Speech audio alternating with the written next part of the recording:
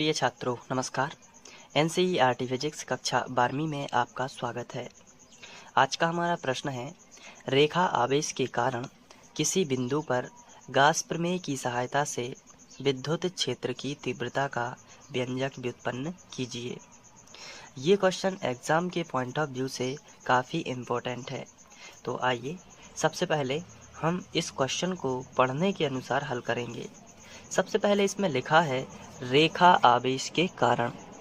तो हमने चित्र बनाया और इसमें एक रेखा आवेश बनाना है हमें। तो एक किसी लंबाई का एक तार लेते हैं या कोई चालक पदार्थ लंबाई का, और इसमें सबसे पहले तो हमने ये बनाया क्योंकि रेखा आवेश है तो ये इसी तरीके से होता है। तो इसमें चार्ज होंगे तो हमने प्लस चार्ज इसमें मान लिया इस तरीके से। ये देखिए, अब इसके कारण किसी बिंदु पर, तो किसी बिंदु पर यहाँ पे हम कोई बिंदु ले लेते हैं। मान के चलिए r दूरी पर हमने कोई बिंदु लिया जिसे हम बिंदु P नाम दे देते हैं। किसी बिंदु पर गाउस प्रमेय की सहायता से, तो जब भी गाउस प्रमेय की सहायता लिखा आ जाए तो इसका मतलब पृष्ठ बनाना पड़ेगा, क्योंकि गाउस प्रमेय जो है वो पृष्ठ से संबंधित है। विद्युत क्षेत्र की तीव्रता, यानी कि इस पॉइंट पर हमें विद्युत क्षेत्र की तीव्रता ज्ञात करनी है, उसके लिए व्यंजक व्युत्पन्न करना है। तो सबसे पहले हमने रेखा आवेश माना जिस पर प्लस Q चार्ज दिया गया है और उससे r दूरी पर एक बिंदु P हमने लिया। तो ये r दूरी हमने मानी है और ये इसकी लंबाई, हम पूरे रेखा आवेश की लंबाई जो है, एक तार की लंबाई, इसको हम मान लेते हैं L। तो इतना हमने सबसे पहले किया। अब हम इस चित्र को अलग से इसलिए बना रहे हैं क्योंकि जब हमें इसकी ज़रूरत होगी तो हम इसको समझ लेंगे। तो हमने साइड से चित्र रख दिया, यानी कि यहाँ पे आप लोगों को बना लेना है। अब इस चित्र के अकॉर्डिंग हमें यहाँ पे लिखना है माना, और माना कि अनंत लंबाई की, अनंत लंबाई यानी कि कोई भी लंबाई हो सकती है, हमने L मानी हुई है, यानी नाप तोल करके नहीं लेना है, कोई भी लंबाई हो सकती है तो हम अनंत मान लेते हैं। माना कि अनंत लंबाई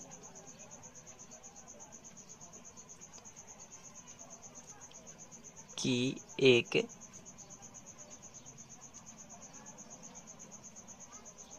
पतली रेखा है, या फिर चालक तार भी आप लिख सकते हैं,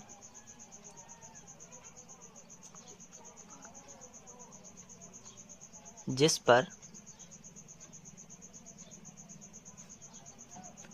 और इस पर हमने चार्ज दिया गया है, जिस पर plus Q charge, plus Q आवेश दिया गया है। तो ये भी हमने लिख लिया, दिया गया है। अब रेखीय आवेश घनत्व आप पढ़ चुके हैं, अगर आपने वो वीडियो नहीं देखा है तो आप जाके देख सकते हैं। वहाँ पे हमने सतत आवेश वितरण के अंतर्गत रेखीय आवेश घनत्व, पृष्ठीय आवेश घनत्व और आयतन आवेश घनत्व पढ़ा हुआ था। तो रेखीय आवेश घनत्व के बारे में हम पढ़ चुके हैं। एकांक लंबाई में जो चार्ज होता है उसी को हम बोलते हैं रेखीय आवेश घनत्व, और इसे हम लैम्डा से प्रदर्शित भी करते थे। तो कुछ पुरानी चीज़ें भी आपको ध्यान रखना है, इसलिए नोट्स बनाना है। मैं बोल रहा हूँ शुरू से ही कि आप नोट्स बनाते जाइए, तो तुरंत पलट के आप देख सकते हैं। तो हमने यहाँ तक लिखा, जिस पर प्लस Q आवेश दिया गया है, इसके प्रत्येक एकांक लंबाई, एकांक लंबाई यानी कि 1 मीटर या 1 सेंटीमीटर, एकांक लंबाई में आवेश का पृष्ठ घनत्व लैम्डा है। ये लैम्डा माना जाता है, तो हम यहाँ पे लिखेंगे आवेश का पृष्ठ घनत्व लैम्डा है। ये हमने लिख लिया। अब इतनी भाषा हमने लिखी, अब आगे इसको थोड़ा सा और बढ़ाते हैं। ये तो हो जाती है रेखा की बात। अब इससे r दूरी पर एक बिंदु P स्थित है, तो हम लिखेंगे इससे r दूरी पर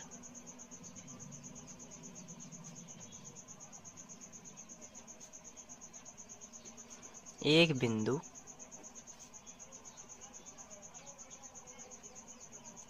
P स्थित है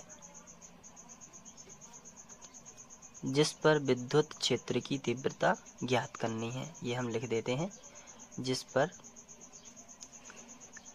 विद्युत क्षेत्र की तीव्रता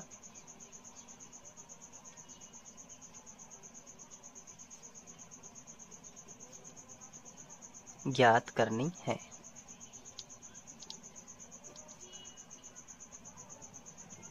ये हमने लिख लिया।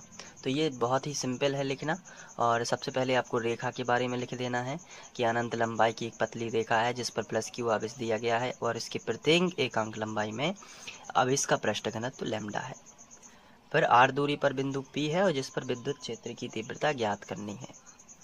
अब चूंकि हमें गाउस प्रमेय की सहायता से ये सब ज्ञात करना है तो हमें पृष्ठ बनाना होगा। और इसमें गोला तो हम बना नहीं सकते, इसमें हम बना सकते हैं बेलन। तो r त्रिज्या का और l लंबाई का हम यहाँ पे बेलन बना लेंगे। तो सबसे पहले हम लिख लेते हैं, इसके लिए r त्रिज्या और l लंबाई के एक बेलन की रचना करते हैं।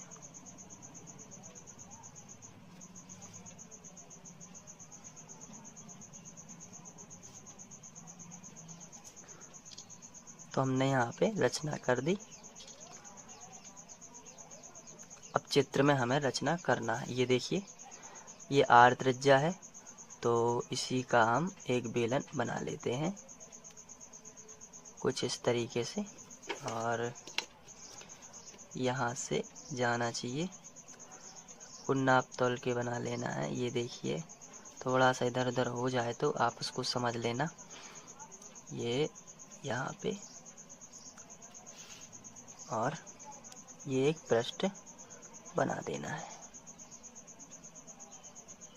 ये इस तरीके से आपको बेलन बना देना है।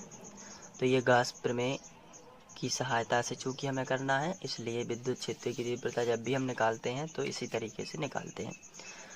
तो हमने बेलन की रचना कर दी। अब ये बिंदु P बाहर नहीं होना चाहिए, पृष्ठ पर ही होना चाहिए, ये ध्यान रखना। ये थोड़ा सा बाहर लग रहा था और जिस पे एकांक चार्ज Q0 रखा हुआ है, ठीक है, और इस पर सभी पर प्लस चार्ज है।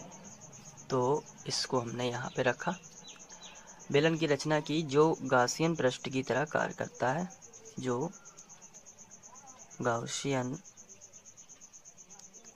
पृष्ठ की भांति व्यवहार करता है। तो हम यहाँ पे लिखेंगे पृष्ठ की भांति व्यवहार करता है।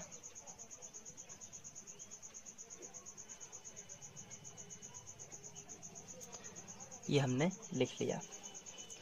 तब इस पृष्ठ से होकर गुजरने वाला विद्युत फ्लक्स, अब जैसे ही पृष्ठ बनाते हैं तो फिर उससे गुजरने वाला विद्युत फ्लक्स भी हम बनाते हैं। तो हम यहाँ पे लिखेंगे, तब इस पृष्ठ से होकर गुजरने वाला विद्युत फ्लक्स होकर गुजरने वाला विद्युत फ्लक्स।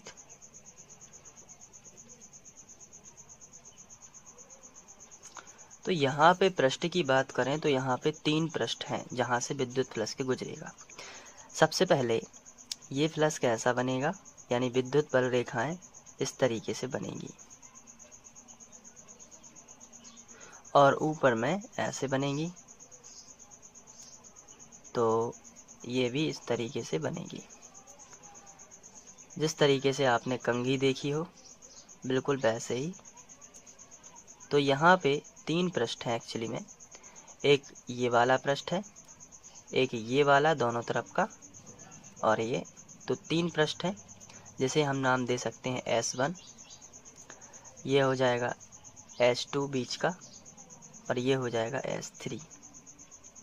तो ये अनुप्रस्थ काट के जो क्षेत्रफल हैं आप देख पा रहे होंगे, ये वाले,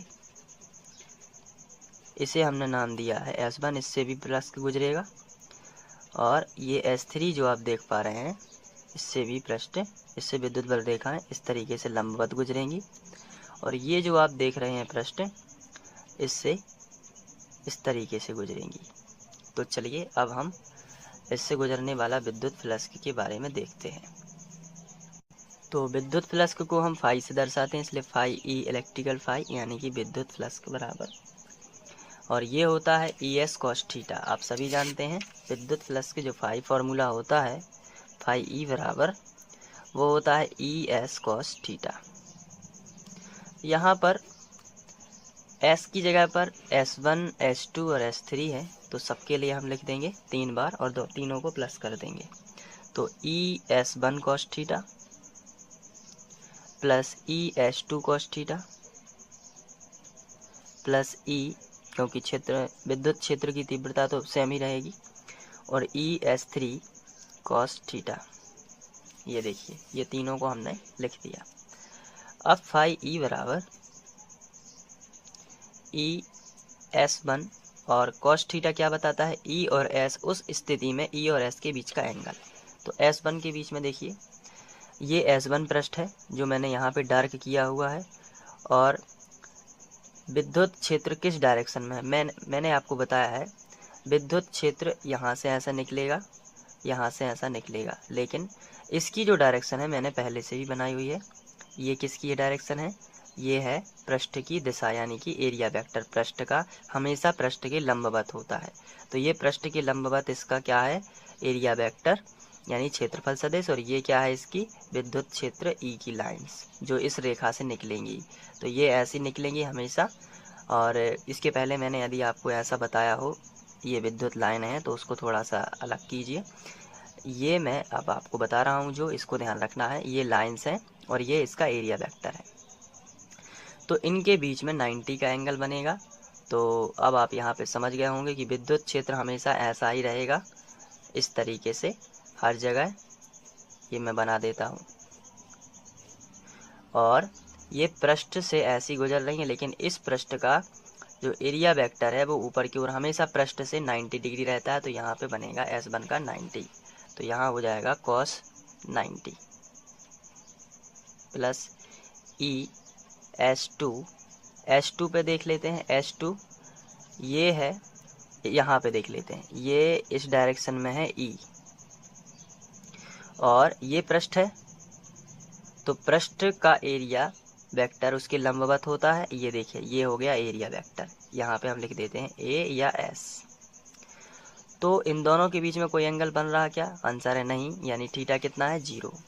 तो हम यहाँ पे लिखेंगे ES2 cos 0 प्लस ES3, यहाँ पे देख लेते हैं S3 में cos थीटा कितना है, ये है इसका विद्युत क्षेत्र और ये इसका एरिया है। तो नीचे की ओर इसका एरिया वेक्टर, या ऊपर भी यदि हम लंबवत कहीं भी ले सकते हैं, तो 90 ही रहेगा। तो ये देखिए, इनके बीच में 90 बन रहा है एरिया। ये देखिए, ये वाला पृष्ठ नीचे वाला, इसके लंबवत यदि लाइन खींचेंगे तो नीचे आएगा, तो इनका एरिया वेक्टर 90 बनेगा। तो यहाँ पे cos 90, तो cos 90 0 होता है, इसलिए यहाँ पे 90 0 रखेंगे तो ये सब 0 हो जाएगा। और cos 90 0 होता है तो ये भी 0 हो जाएगा। क्या बचेगा, ES2 cos 0। तो फाई ई बराबर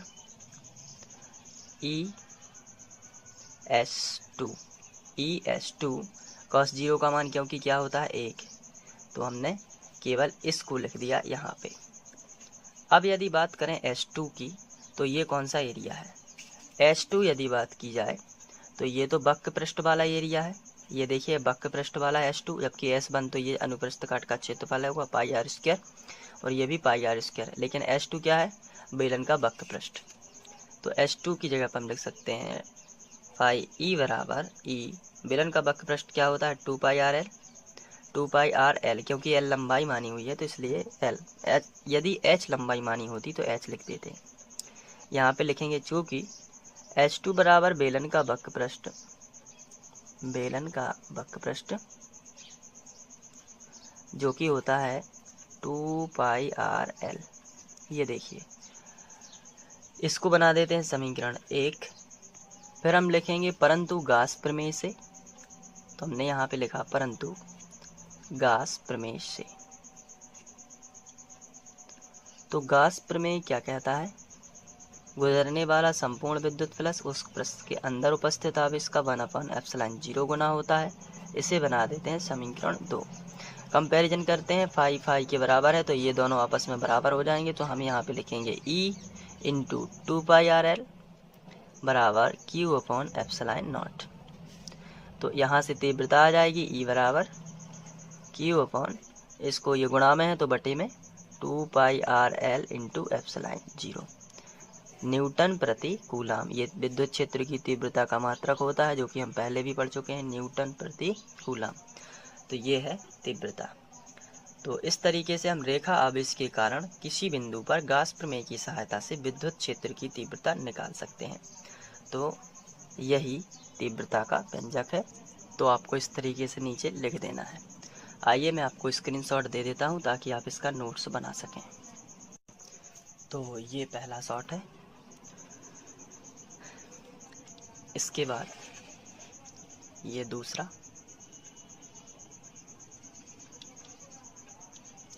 और ये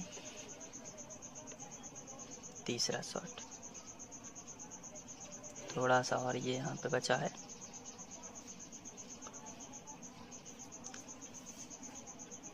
तो आशा करता हूँ कि आप लोग इसको अच्छे से कर लेंगे दोबारा से, और इसको जो भी डाउट होंगे तो आप इसको क्लियर कर पाएंगे।